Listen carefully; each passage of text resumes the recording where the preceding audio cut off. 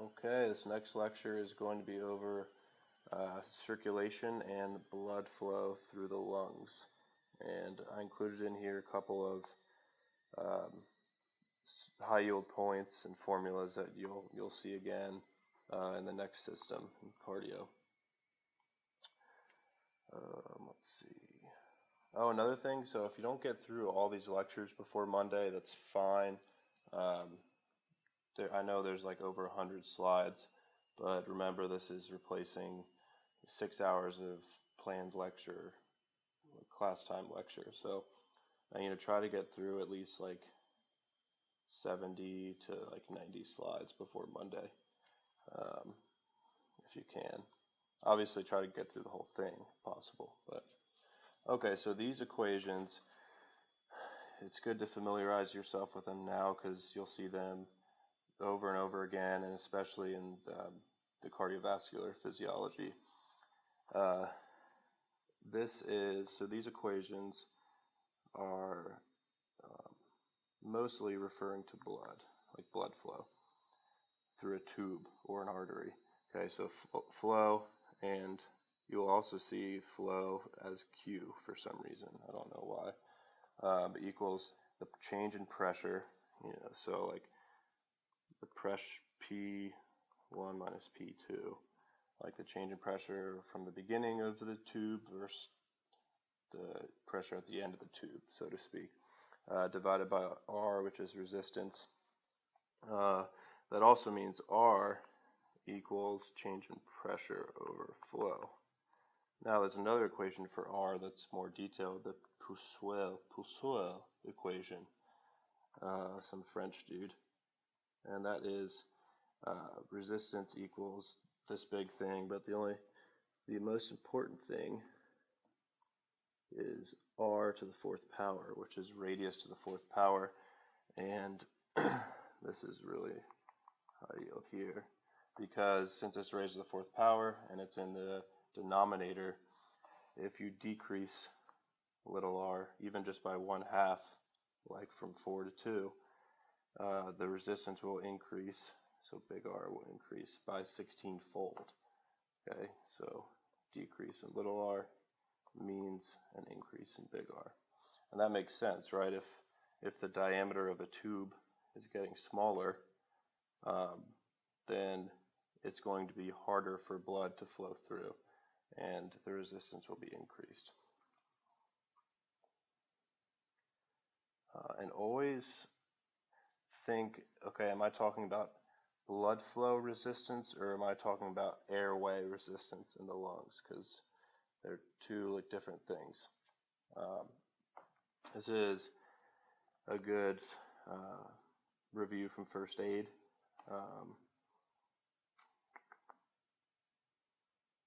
This is important. You'll talk about that in cardio. The viscosity part of the equation depends on hematocrit. So people that have anemia will have decreased viscosity because hematocrit is determined from the hemoglobin levels, and people with anemia have decreased hemoglobin and decreased hematocrit. So anemia, you'll see a decrease in the viscosity of the blood, which makes sense. And then something like polycythemia, you'll see an increase in viscosity.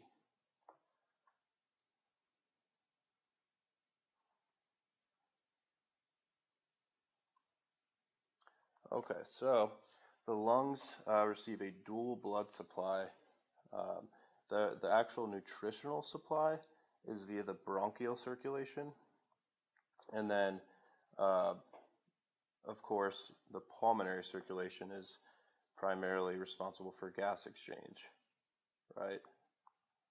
We have deoxygenated blood coming into the right atrium, then to the right ventricle, then pulmonary artery, then it goes to the lungs, comes back via the pulmonary vein, dumps into the left atrium, left ventricle, and then that goes to the systemic circulation. So just remember the pulmonary arteries, I put them in blue, carry deoxygenated blood to the lungs. But the bronchial arteries come directly like off of the aorta, I think, but they have like fully oxygenated blood to the lung parenchyma, like or lung tissues themselves. That makes sense because like every tissue needs to be perfused with oxygen, so it kind of needs a separate blood supply. What else do I want to say? There are also like several anastomoses between these two circulations, so it makes it much less susceptible to like blood clots, even though it does happen. You know, pulmonary embolus, if it gets big enough, the bronchial circulation can't make up for the massive loss in the pulmonary circulation. Okay, so I included this question because I thought it was kind of interesting. You're not really expected to know it, but the bronchial circulation, the answer was B. Drains into the pulmonary circulation in a azygous vein. So that's an example of one of the anastomoses. You know, it actually drains into the pulmonary circulation. So the two systems are connected.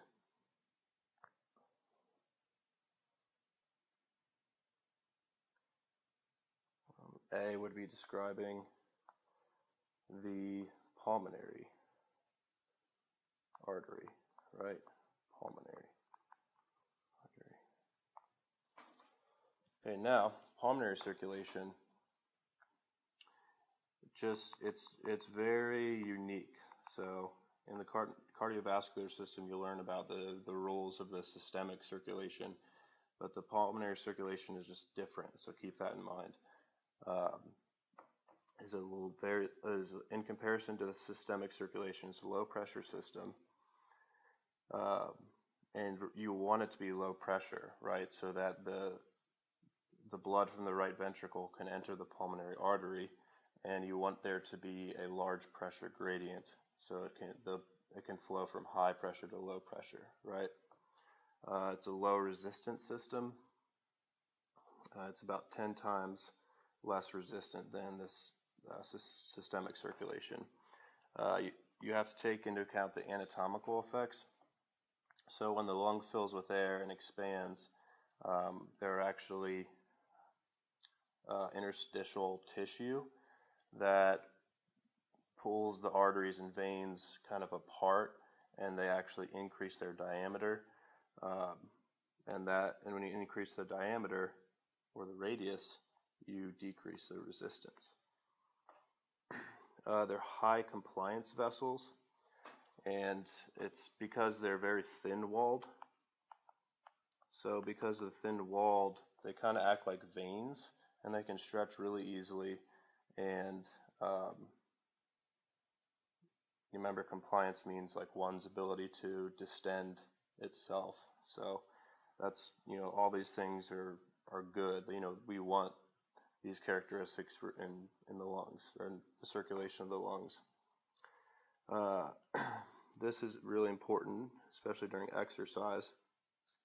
So because of all these characteristics, even if the cardiac output increases double or triple, there is little change in the pressure of the pulmonary artery. So therefore, as pulmonary blood flow increases, the pulmonary vascular resistance actually falls.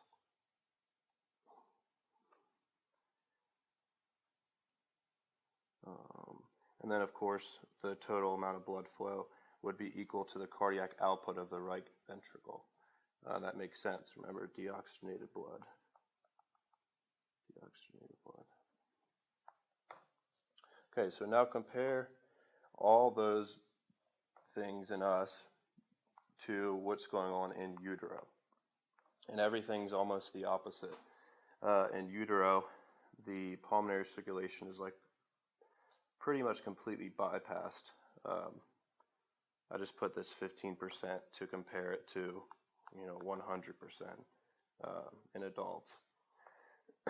and it's bypassed via two mechanisms. There's a foraminal valley that allows blood to flow directly from the right atrium to the left atrium, and then it can flow down to the left ventricle and then out to the fetus's systemic circulation.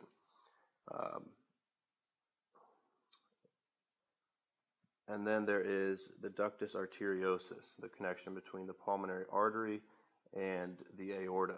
So what would normally happen, right, the blood would flow through the pulmonary artery, then go to the lungs. But this shunt allows blood to flow directly into the aorta and then supply the fetus with, it's kind of like a mixed oxygenated blood, but still, supplies the oxygen needs of the fetal tissue. So what happens at birth is, so in utero, there's a right to left shunting. It's good. That's normal. The pulmonary vascular resistance is high, and it's so high that it just like rejects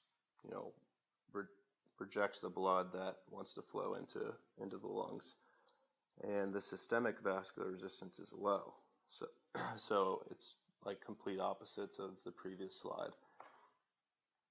So at birth, the pulmonary pressure like rapidly drops, and that causes kind of like a vacuum of pressure gradient that that sucks the blood from the right atrium down into the right ventricle, and the normal pulmonary circuit begins functioning, for the first time as we would think of it.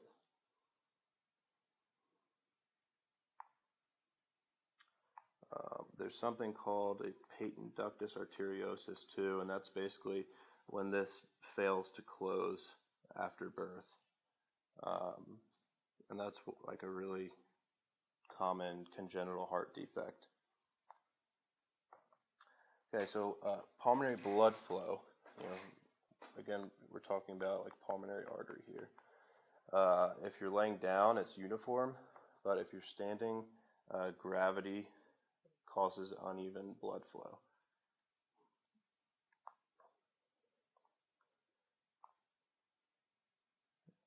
And there's this natural tendency for blood flow to follow gravity, so the lung is broken up into 3 zones. Zone 3 will have the highest.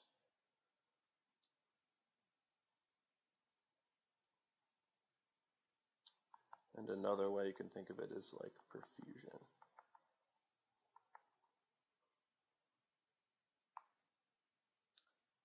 And the mechanism for that is different combination of pressure gradients. And so in zone 1, basically just know, if you get confused here, just know the arterial versus venous pressures. So as you're moving down, the alveolar pressure gets low, and it gets so low in zone 3 that it's actually less than the venous pressure. And so now, PA.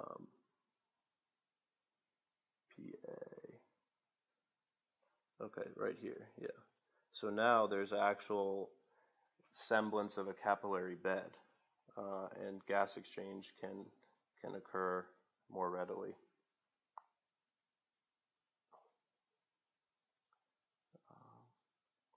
So blood flow is driven by the difference between arterial and venous pressures, as in most vascular beds. So pulmonary artery, or pressure of the arterial system is greater than the pressure of the venous system. And it's that pressure gradient that allows for flow.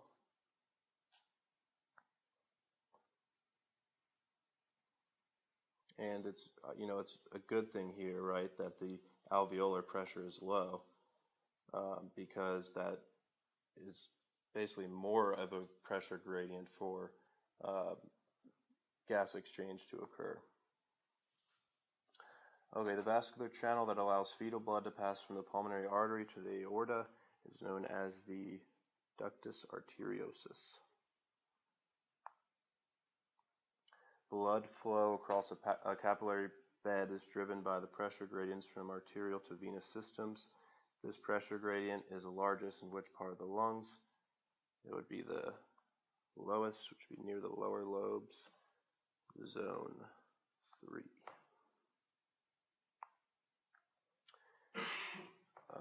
I thought this was funny. In quadrupeds, pulmonary blood flow is distributed within the lung, as would be predicted by the action of gravity, primarily to the ventral part during exercise, so that the dorsal caudal regions of the lung receive the most blood flow. So this is just another question that's getting to the same point, that the lowest part of the lungs receive the most blood flow.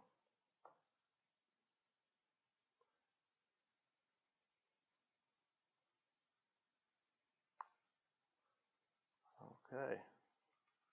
We will cover ventilation and perfusion, which will hopefully clarify some of the confusing concepts from this one, help tie it all together.